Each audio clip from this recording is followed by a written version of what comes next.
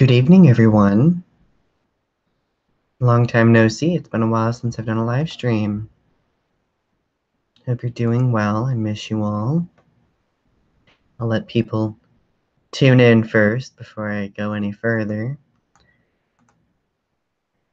I see there's a couple people already in. Shayna and Arby. Hi, guys. It's good to see you both.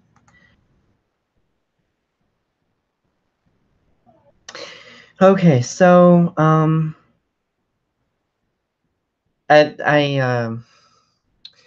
you're probably wondering why I've been doing so many Godzilla themed videos lately, and I guess the truth is I don't know, I guess I wanted to take a small breather from talking about the serious stuff for a week or two, and that's Godzilla's been my escape lately, so that's helped me quite a bit. I know I talked at length about my experience at G-Fest last weekend, and I just wanted to reiterate that that was a phenomenal weekend. I loved it so much. Hey, Akane and Jalera, how are you guys? It's good to see you.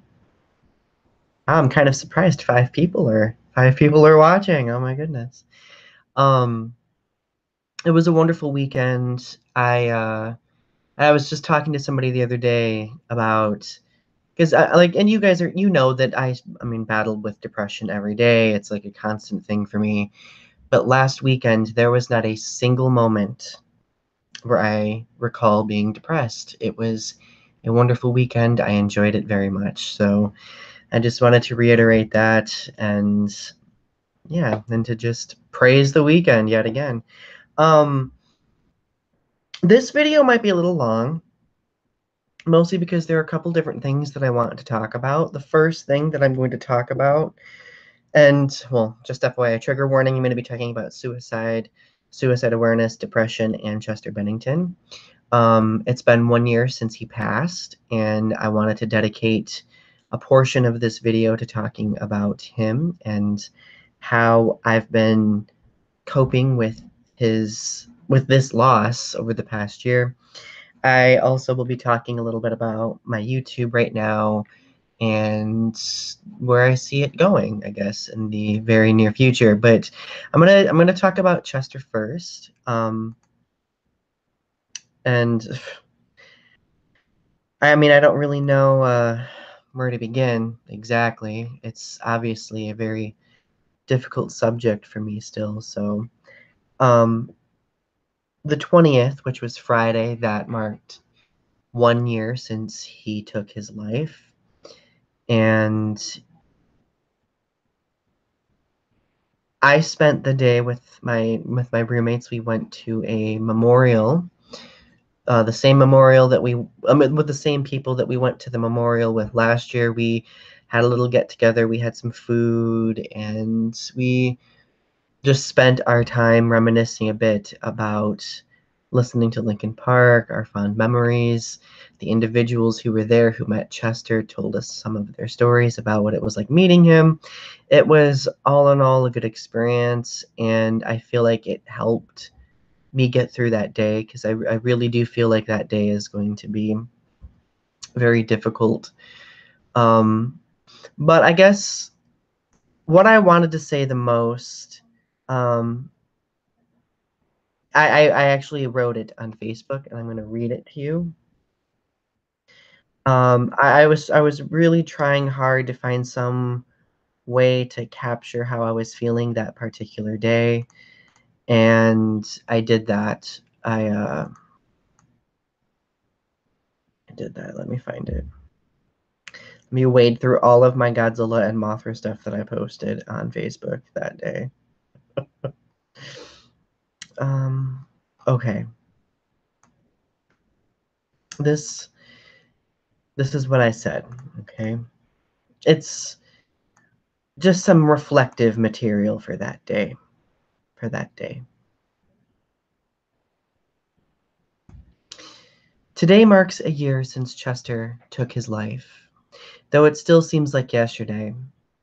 I'm still mourning this loss, and I will be for many years to come, but despite this, I have many moments where I feel his presence. He still exists in his music, and there have been days where the music has been the only thing keeping me here. I would like to share a few thoughts about his passing, my own mental health, and society's perception of those who struggle. While handling my own mental health struggles, I've had to help explain to people why his death affected me the way it did and still does. I've had many people say, "Why did his death affect you so much? You didn't know him. He was a celebrity." Yes, he was a celebrity, but that doesn't make him any less of a human being. Yes, I didn't know him face to face, but that doesn't mean I didn't know him in some way through his music. For many of us, when we were teenagers, bullied, depressed, and on the verge of taking our own lives, the band members of Linkin Park became our only friends in a way. They sang about their own mental health struggles courageously, they screamed about them, rapped about them, and ultimately, presenting their own inward battles showed us the importance of talking about our own inward battles as well. Their own stories of hardship and survival became examples for us to look to, thus perpetuating survival to all of us. Many of us share that crucial, deeply personal relationship with musicians. Their music and the significance of that connection shouldn't be downplayed in any sense. Since his passing, there continues to be a lot of conversation about mental health, suicide, and recognizing the signs. For me, having someone that open about his own struggles take his life forced me to take off my own rose-tinted glasses when it comes to my own mental health difficulties. I've always been vocal about my struggles, but this experience has made me aware that I still internalize a lot because I feel burdensome to people sometimes. I know I'm not, but there are still a lot of people who stigmatize mental health to the extent of making many of us still feel like burdens. We need as a society to start teaching people that talking about their struggles isn't a sign of weakness. We need to start teaching people that it's okay to not be okay and to know where they can get help. There are days where the grief and apathy become giant lumbering monsters trying to scare me into submission. There are days where some of those lows become newer, deeper lows, but there are also days where I look up at the trees, the sky, or at the people I care about and say, I'm glad to still be here. I try to hold on to those moments because for many of us with mental health struggles, those are crucial in reminding us why we've held on as long as we have. If you struggle as I do, please keep holding on because you matter and you're worthwhile. If you aren't one of those people who struggle, check on your loved ones, especially the ones that you know who struggle. Don't be afraid to ask them if they're okay or to simply say, I'm here for you, because those few words go a long way. And most importantly, to those who continue to survive, know that help is available and that your greatest power is in your own story of survival. Share it because in doing so, you're perpetuating that survival to other people and solidifying your own. Yeah, those are the few words I wanted to share about that, about my perception and my mental health on that particular day. I guess what the thing that's gotten me through the last year largely has been talking about my own mental health battles. I mean, I've always been open about my mental health struggles, but I even need to be transparent about the fact that sometimes I still internalize. I mean, I think that's just a symptom of the society we live in. We live in a society where it's still taboo to talk about mental health. It's still perceived, especially for men, as us having a weakness because we're expressing ourselves in some way or we're not manning up and, dealing with it, things like that. And I think transparency is just the best medicine at this point. And not only does telling my story help me, but I know that it helps others in seeing an example like that, where they can look at that example and be like, hey, I can do that too. It's taken me a long time to even accept the fact that he's gone. I still have days where I struggle with the fact that Chester's not with us. But deep down, I know that he still is. The music is still here. And I know he put his entire being into his music. But yeah. Anyway, I'm just reading a few comments. Buttons and Rubbish said, your current town can lead itself to depression more often than I've noticed. I had far more bouts. Yeah, the town that I live in, yeah, it is a small town, and it does kind of sometimes contribute to that depression. So there is one more Chester-related thing that I wanted to read for all of you. My dear friend Arby wanted me to read a post that they composed, and I wanted to present that to you right now. And I think it's a very courageous post because I know, like myself, RP's been on a very long journey in and acknowledging the fact that he's no longer with us. And here is what RP wrote. Dear Chester, it'll officially be a year this month, though it feels like yesterday the nightmare happened. Half of me refuses to accept it, and the other half is absolutely crushed. But before I get into that, I have lots I want to say, so here it goes. My introduction to Linkin Park started with Hybrid Theory. Crawling, the song, was my first video, and you were the first face I saw. I was immediately drawn in by the sound and lyrics. Another thing is, I hadn't seen a band with two vocalists before. All six of you are awesome, plus the way you and Mike complement each other vocally is out of this world. I adore the relationship you guys have and watching you goof off together or just perform. As far as your albums go, I love most of them. However, Hybrid Theory and Meteor will always have a special place in my heart. While I was never bullied in school, I felt like I didn't really fit in. That's sort of how I can relate to songs like Somewhere I Belong on some level. You guys were the start of me finding a place I belonged. Songs like Iridescent, The Messenger, and Roads Untraveled are some of the most cathartic songs I've heard, and I never struggled with depression, but I do experience anxiety sometimes. I truly admire you, as well as Mike, for bringing awareness to mental health issues. It is something that needs to be talked about and too often disregarded, especially in men. And now I'm going to break down where I'm at with this event, and the event being his passing. I'm sad and angry that we couldn't help you when you helped so many of us. Since the start of Linkin Park, your motto has always been when someone falls, pick them up. You and Mike may have just meant the mosh pit. However, I and many other soldiers, Linkin Park soldiers, believe it to mean something more. I'm also infuriated by people calling you weak, a coward, or selfish. They have no right to say that because they don't know what you've been through. Chester, you are one of the strongest people I know and a real hero. I absolutely despise the way people dismiss you and invalidate the feelings of fans by saying you're just a celebrity. Well, to them you may be, but you're so much more to us. You're our hero, our inspiration, and you matter. Honestly, I could write a book about the unforgettable impact you've had on me and so many of the fans. And I'm sad because I want more than anything to go back and stop this. I'd beg you to talk to me and let you know how much we love you, how much you mean to us. And if I could do my own version of Breaking the Habit, I would. Well, while I respect Mike and the rest of the band, the tribute will always be very difficult for me to watch, and the tribute being the Hollywood tribute, just to fill in the blanks. I will always support you guys, but to me, Linkin Park is and always will be you, Mike, Brad, Dave, Rob, and as well as Joe. You guys are like family, and there's no way I can accept anything less or substitutes. I hate how people are badgering Mike and the guys to find another vocalist or asking them what they're going to do next.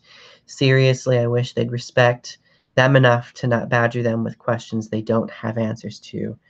And also, I admire what Talinda, your wife, has been doing, and think the negativity she's been receiving is unfair.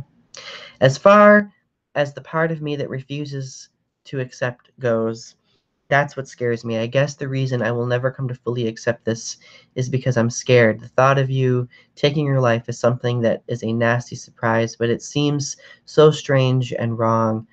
But through the darkness, I have been able to find light. I'm also grateful to have friends like Donny, thank you, and Shayna. I wouldn't trade either for the world, and they've really been helping me with this. Donny and I met in 2016, but this has been the event that brought us closer together in a way. He's my angel, and I really value him along with Shayna. Thank you for being a light in the darkness for so many. Thank you for inspiring people with your music and bringing us together. We adore you, and we always will. Love, Lincoln Glambert, which is RB's nickname. So thank you, RB, for sharing that. That was really moving. I can resonate with a lot of the things that you said in that. So yeah, I hope that maybe if a Linkin Park fan stumbles along this video, that they'll get to listen to our experiences.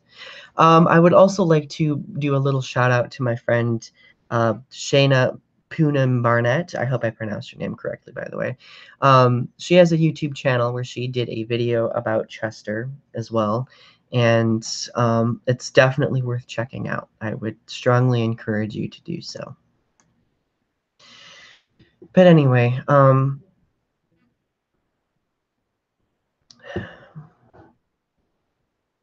I miss him a lot.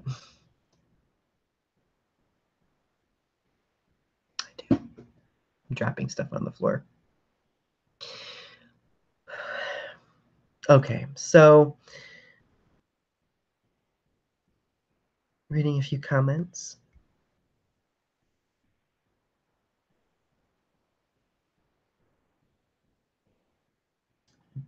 Doug posted, I had to have ECT for depression. I love Linkin Park too, so y'all know. I have PTSD and autism. I was in hospitals many times. They're good for a while, but med tweaks can be done outpatient. By the way, Doug, thank you for sharing your experience. It's very brave of you to do that.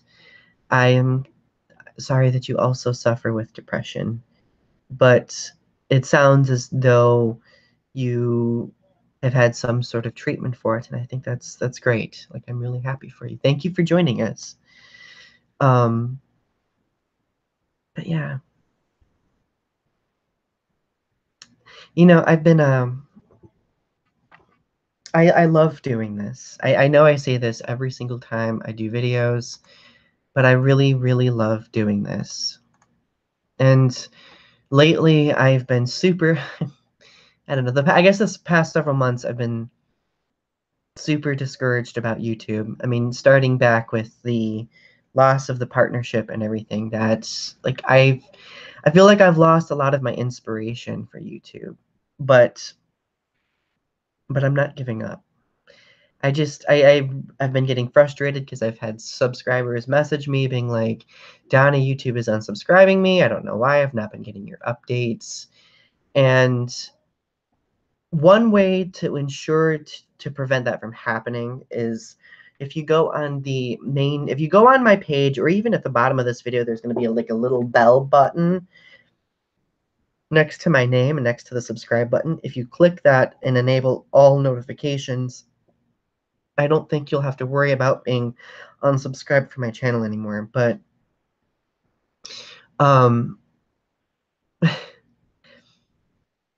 and I really, other than doing my Godzilla videos lately, I haven't been doing much here. But last weekend while I was at G-Fest, I had a friend ask me, so how are things going with YouTube? And I really found it difficult to answer the question, because I think the fact that I lost my partnership suggests that it's not going as well as I would like it to, because a lot of my growth here has stalled. And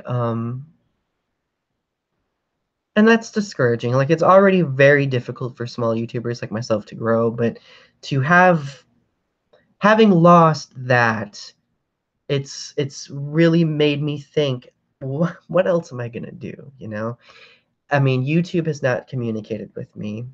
I'm not really able to get through to anyone else, you know. But I mean, truthfully, in this situation, my greatest allies are all of you who choose to listen to what I have to say, to take time out of your schedule to listen to me rant or flail over geeky things or talk about serious subjects. So I want to reiterate to all of you that your presence is appreciated, and I really thank you for providing encouragement.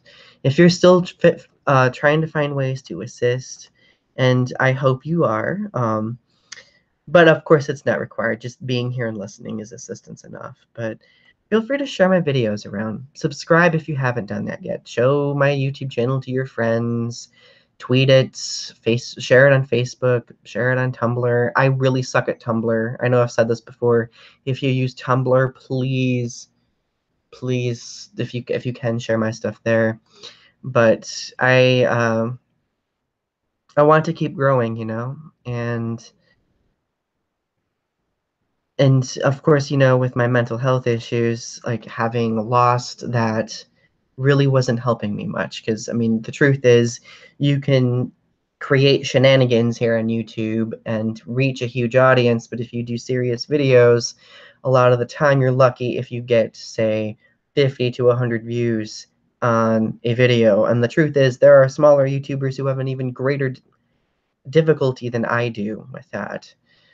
Just to provide some context, like I remember mentioning to you that YouTube's new requirement is that YouTubers need to at least make 4,000 hours of like view watch hours in order to retain a partnership. I was at about 2,000. I was about halfway there. Over the past 4 to 5 months since I lost my partnership, that has even been cut in half. So losing it has definitely affected my channel quite a bit. I hate that it has, and I hate that YouTube isn't listening, but I'm not going to let that silence me at all. And because, at the end of the day, like, I guess the way I look at it is, as long as I'm trying to put something good out in the world, that's what matters, right? At least, like, I'm trying to view it as optimistically as I possibly can. Oh my God, this tea is so good.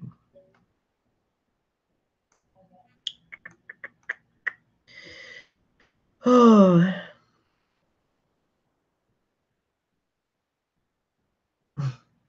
Buttons of Rubbish says, I haven't made videos in a long time knowing that they keep placing a bar higher and higher, making my reach out of reach. I just haven't had the heart. Yeah, I understand.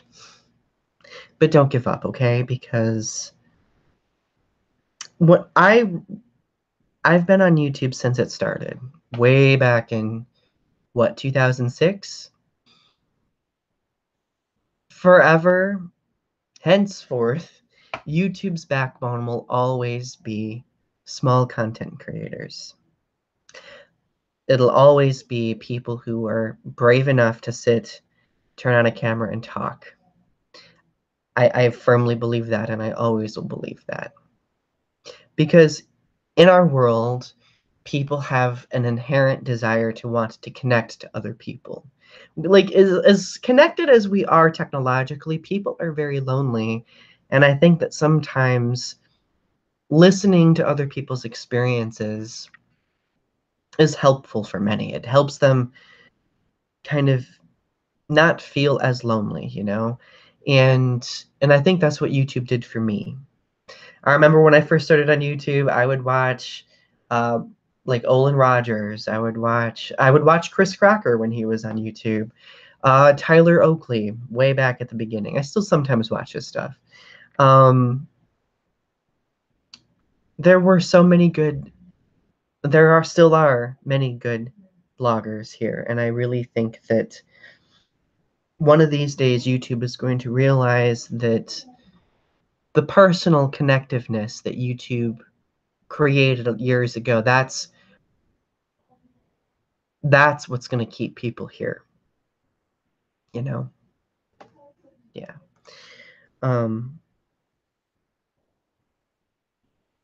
RP says, I'm really looking forward to the Open Closet series. Yes, I'm still working on those videos. I'm still planning those out. Oh my God, so speaking of annoying YouTube things, so I kind of feel dumb. I know I'm not, but so I was watching reaction videos to the new Godzilla trailer. Yay, Godzilla. And I noticed a video where somebody had hashtags displaying above the video title. And I was like, I had no idea that YouTube was allowing people to use hashtags.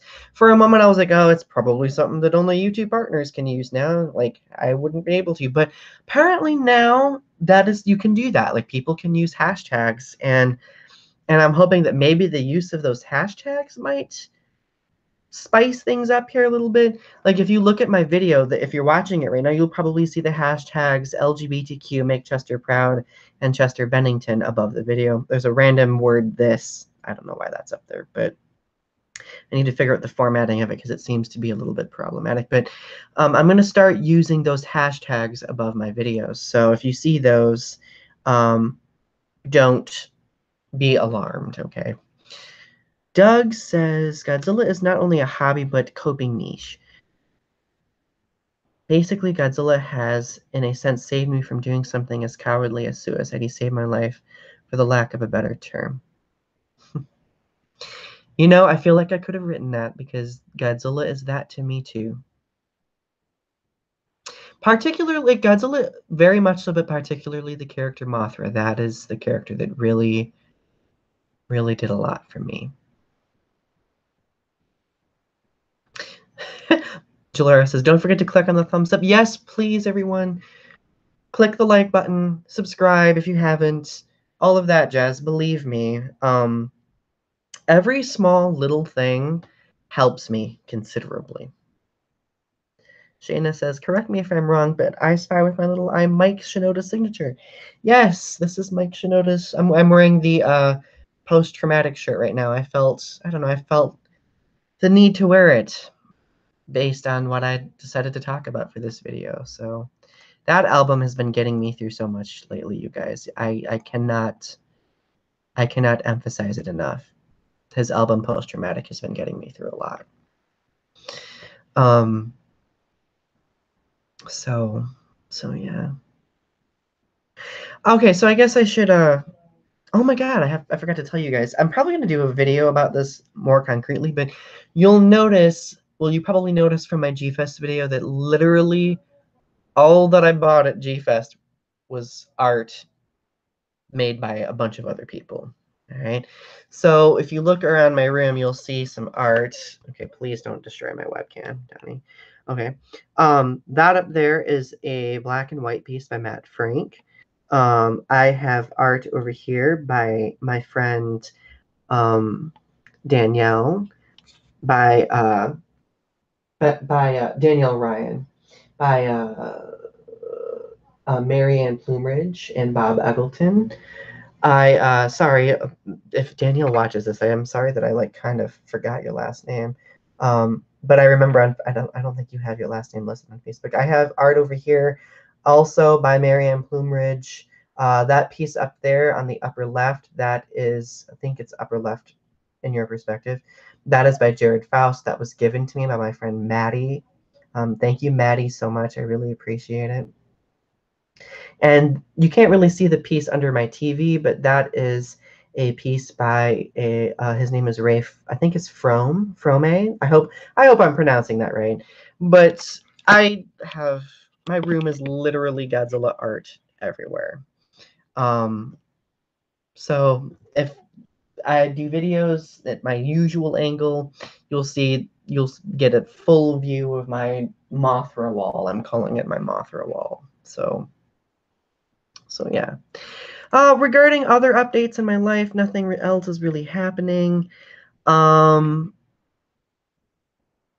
just getting ready. I'm kind of relaxing a little bit, getting ready for school to start again.